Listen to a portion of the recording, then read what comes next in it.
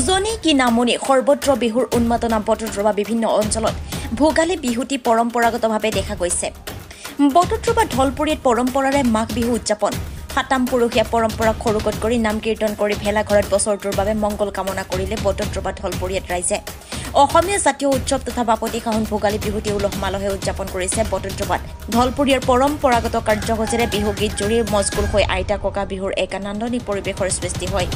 আজি বিহু উপলক্ষে বটদ্ৰৱা ঢলপুৰীয়াৰ ৰাইজ ভেলাঘৰত অগ্নিসংযোগ কৰি বছৰটোৰ মংগলৰ বাবে ঈশ্বৰৰ ওচৰত প্ৰাৰ্থনা জনোৱা ঐতিহ্যময় কৃষ্টিৰে ঢলপুৰীয়াৰ ৰাইজে ভোগালী বিহুটি উদযাপন কৰে। বটদ্ৰৱাৰ পৰা মেহেদী জামানৰ ৰিপৰ্ট, টাইমছ অসম 24।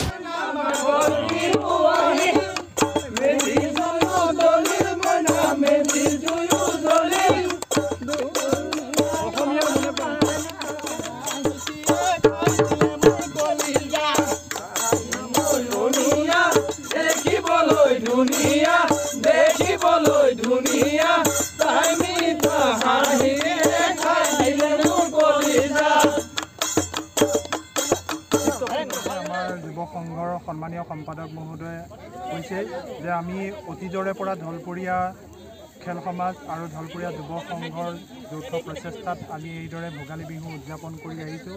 আমাৰ অগ্ৰজসকলে যিদৰে আমাক এটা আদৰ্শৰে বাট দেখুৱাই থৈ গৈছে, ঠিক সেইদৰে আমিও আমাৰ উঠি অহা প্ৰজন্মক, আমাৰ অনুজসকলক যাতে আমাৰ যি বিহুৰ যি পৰম্পৰা, যি কৃষ্টি আৰু সংস্কৃতি, সেই কৃষ্টি আৰু সংস্কৃতিৰ বিষয়ে আমি তেওঁলোকক যাতে এটা বাট দেখুৱাই যাব পাৰোঁ, সেই উদ্দেশ্যেই, সেই মানসেৰে আমি প্ৰতি বছৰৰ দৰে এইবাৰো আমি ভোগালী বিহু উদযাপন কৰি আহিছোঁ।